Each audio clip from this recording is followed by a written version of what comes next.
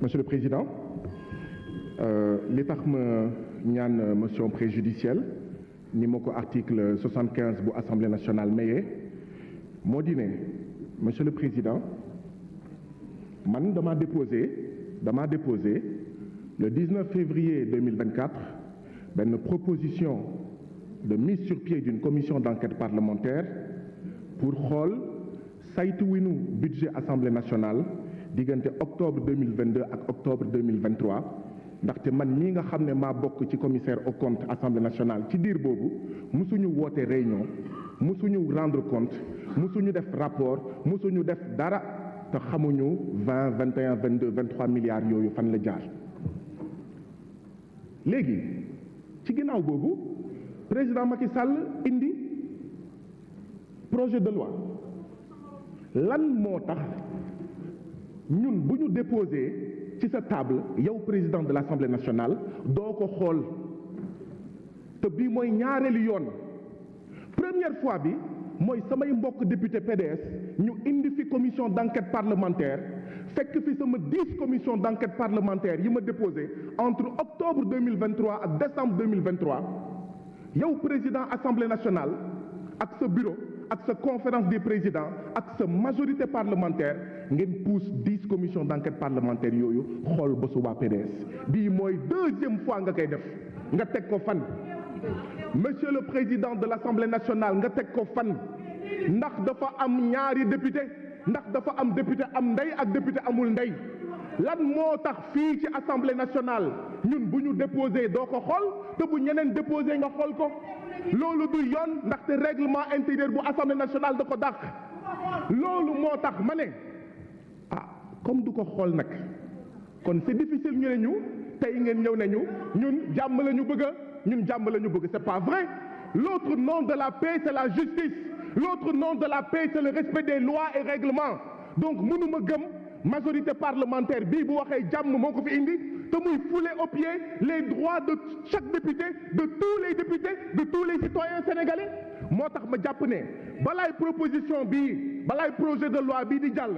da ngeen waroon wax dara ci sama proposition de mise sur pied de commission d'enquête parlementaire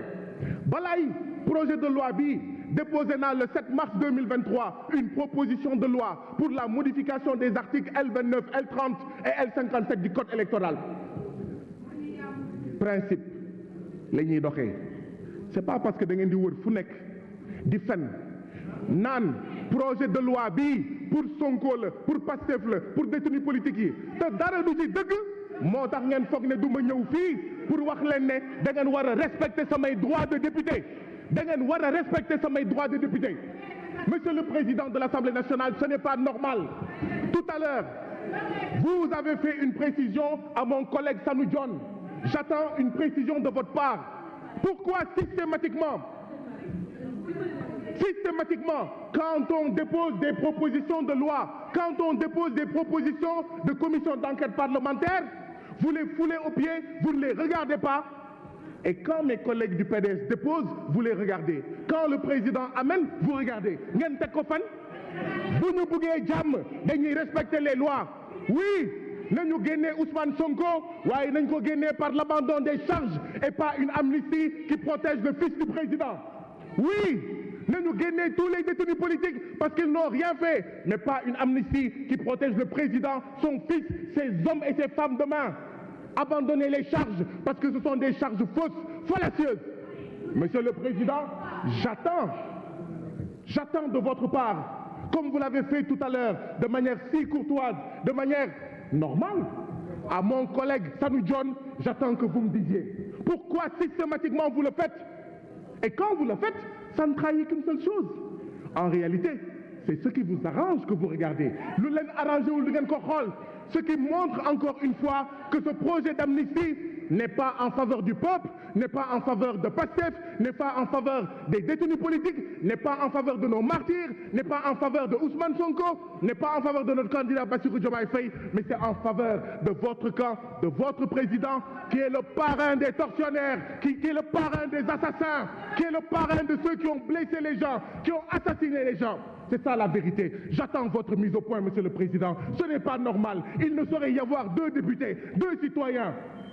Merci, chers collègues. Comme le stipule l'article 75, ne peuvent intervenir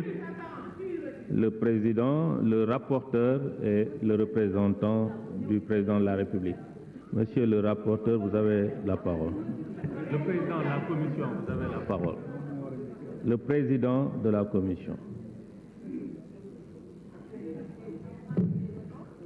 Donc, vous pouvez comprendre que vous ne pouvez pas avoir la réponse ici.